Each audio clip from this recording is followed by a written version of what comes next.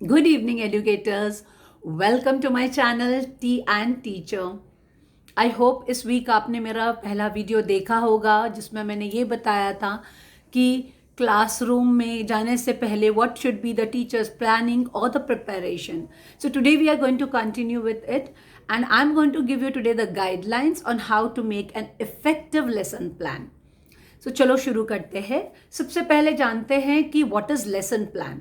तो lesson plan is a instructor's road map. एक आपका रोड मैप हो जाता है जिससे आपको पता होता है कि आपको बच्चों को क्या लर्न करना है ड्यूरिंग योर क्लास टाइम.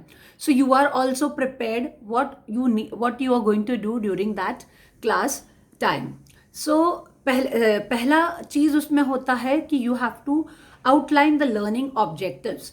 तो जब मैं ये बात करती हूँ आउटलाइन द लर्निंग ऑब्जेक्टिव्स, उसका मतलब ये होता है कि what are the concepts, what are the ideas through this lesson, or at the end of the lesson what are you expecting कि the child should know. That is your learning objectives. तो आपके जो learning objectives होते हैं वो होते हैं like your concepts, your ideas, और whatever the problems in maths you are solving. So what are the formulas. So at the end, what are you expecting them to do? Do a two-digit multiplication sum. So these are your learning objectives. तो सबसे पहले आपके lesson plan में जब आप plan करते हो आपका ये स्टेप होना चाहिए कि आपका अंडरस्टैंडिंग कि what are the learning objectives. Second आता है डेवलप द इंट्रोडक्शन. अब मैं जब बात करती हूँ इंट्रोडक्शन, जब आप क्लास में एक चैप्टर स्टार्ट करते हो तो you need to have a good introduction. जब आप एक इंट्रोडक्शन थ्रू एक्टिविटीज, थ्रू उनको कोई थिंकिंग के क्वेश्चंस देते हो या कोई एक्टिविटी कराते हो और फिर उसमें से आपका क्या आउटकम है ऐसे पूछते हो जिससे उनकी थिंकिंग को स्टिमुलेशन मिलता है, उससे क्या होता है कि बच्चों के अंदर एक जिज्ञासा आती है कि ओके आज ये हम सीखने वाले हैं. So they start understanding, ki okay, today ma'am is going to teach us this topic, and they start relating to the topic if they have learned anything with the previous knowledge before. तो आपके planning में ये होना बहुत ज़रूरी है कि मैं इंट्रोडक्शन कैसे करूँगी या मैं क्लास में ये लेसन को कैसे इंट्रोड्यूस करूँगी. सो you have to design a period where you are just doing only the introduction of the lesson. Excuse me. Next is plan specific learning activities. तो जब आप ये लेसन कर रहे हो तो ये लेसन में मेरा आइडियाज़ क्या होगा, मेरे कॉन्सेप्ट क्या होगा, मैं किस तरीके से एक्सप्लेन करूँगी, मैं पीपीटीज यूज़ करूँगी या मैं वीडियो से एक्सप्लेन करूँगी या फिर एग्जाम्पल्स दूंगी, or what are the activities which I'm going to use where the children would be engaged, and from that also they will be learning. Specifically if I say science, maths में teachers have to use some engaging activities जहाँ पे you are able to deliver what you are trying to give your content. So आपका second planning, third planning step में ये आ जाएगा.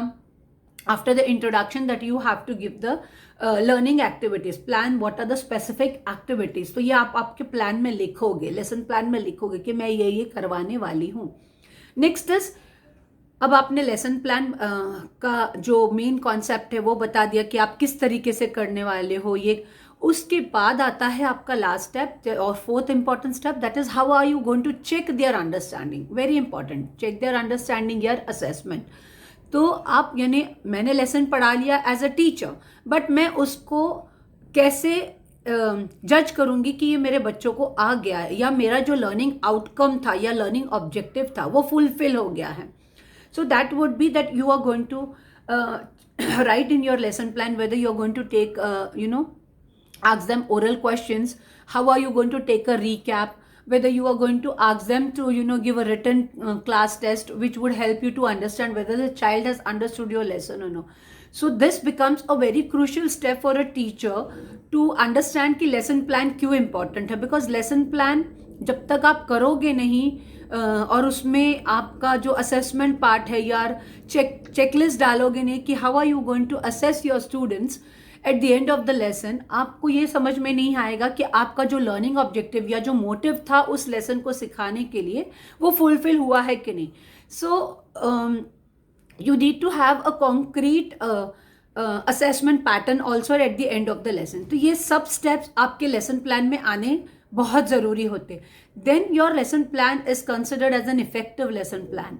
I will be also coming up, with a step-by-step procedure on how to make a very effective lesson plan.